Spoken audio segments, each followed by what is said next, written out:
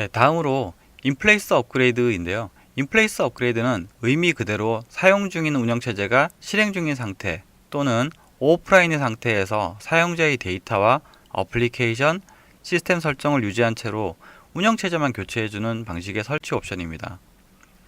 윈도우즈 7이나 8.1에서 윈도우즈 10 설치 미디어의 셋업.exe만 실행하면 업그레이드 프로세스가 현재 사용 중인 운영체제에서 업그레이드 가능 여부를 확인하고 호환성 문제가 없다면 윈도우즈 10으로 업그레이드 설치를 해줍니다.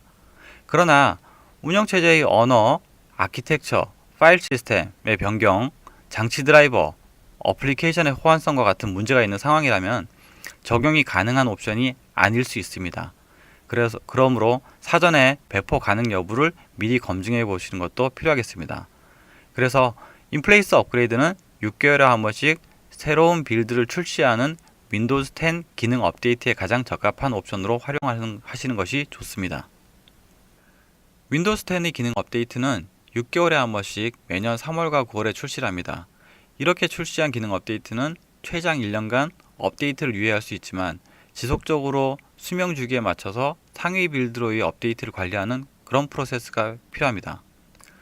윈도우즈 10 기능 업데이트에 가장 적합한 방법으로는 이전 버전에서의 어플리케이션과 호환성에 문제가 없다면 사용자의 어플리케이션과 데이터가 그대로 보존된 상태로 운영체제만 상위 빌드로 업데이트가 되도록 해주는 인플레이스 업그레이드가 되겠습니다.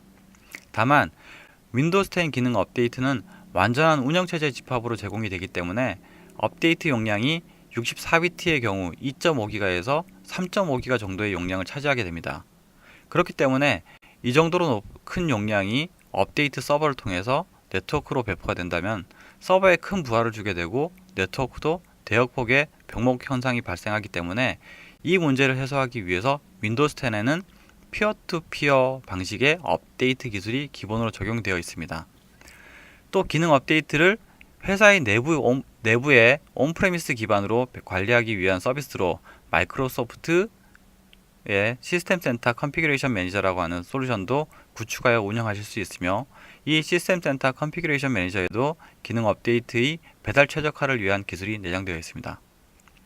이러한 배달 최적화 옵션을 사용하면 서버 및 네트워크의 부하를 90% 이상 분산할 수 있으므로 정기적으로 기능 업데이트를 관리해야 하는 데 있어서 필수적으로 고려해야 될 사항이라고 하겠습니다. 현대적인 배포인 오토파일럿과 프로비저닝이라고 하는 방법은 윈도우즈 10에서 새로이 선보이는 배포 기술입니다. 두 가지 방식 모두 새 장치에 기본으로 설치되어 있는 운영체제를 이용하여 회사의 업무를 위한 환경을 구성하는 방식이며 오토파일럿은 마이크로소프트 인튠이라는 서비스가 필요하게 되고 프로비저닝은 윈도우즈 ADK에 설치되어 있는 윈도우즈 이미징 및 구성 디자이너라고 하는 도구를 이용합니다. 오토파일럿은 새로 지급되는 장치의 정보를 클라우드에 등록한 후 사용자가 장치를 켜고 운영체제가 처음 구성되는 동안 회사의 메일 계정으로 로그인을 하면 클라우드에 등록된 장치를 식별하여 이 장치에 할당된 어플리케이션과 시스템 설정 등을 클라우드를 통해서 내려받아서 업무 환경으로 적용해주는 기능입니다. IT 담당자가 사전에 장치를 등록하고 장치에 해당하는 프로필을 할당하면 이후 사용자가 직접 회사 메일 계정으로 하게 되면 업무 환경이 구성이 되므로 IT에서 사용자를 직접 지원하는 절차가 간소화되는 측면에서 장점이라고 볼 수 있겠습니다. 프로비저닝은 사용자가 장치에 제공해야 할 어플리케이션이나 시스템 설정을 하나의 단일 패키지로 구성해서 USB와 같은 저장 매체에 저장하여 새로 지급되는 장치에 연결한 후 패키지를 실행하면 회사의 업무 환경으로 구성되도록 하는 그런 기능입니다.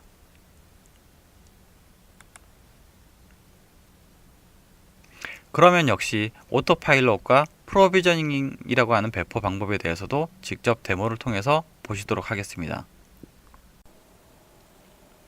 오토파일럿은 먼저 배포 대상이 되는 장치의 아이디를 하드웨어 제조사로부터 전달을 받거나 사내 장치인 경우에는 파워쉘 스크립트를 통해서 수집을 할 수가 있습니다.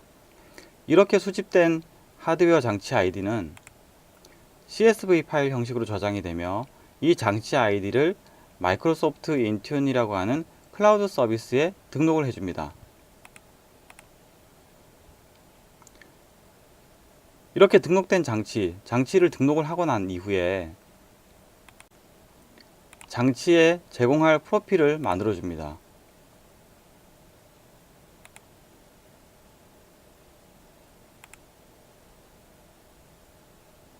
프로필을 만드는 게 완료가 됐으면은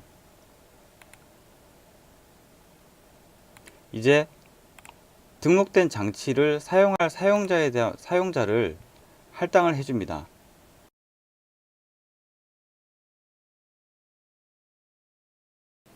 사용자 할당이 완료됐으면은 이제 해당 장치를 사용자가 처음 PC를 받아서 장치를 켜고 운영체제가 처음으로 시작되는 화면에서 국가를 선택하고 키보드 레이아웃을 선택하는 단계에서 얘를 누르고요. 그리고 추가 키보드 레이아웃에서는 건너뛰기를 누른 다음에 건너뛰기를 누르시게 되면은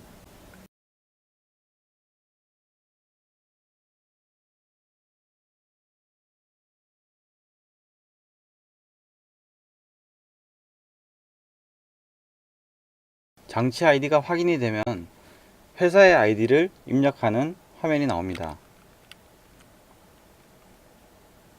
그러면 사용자는 회사의 아이디와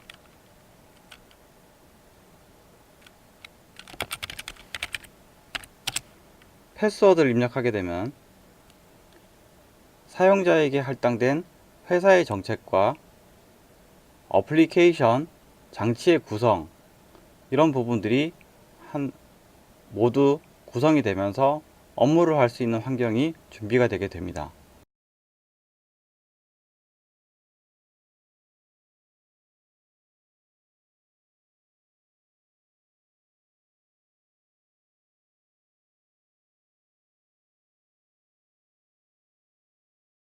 네, 장치 구성이 완료된 화면을 보셨습니다.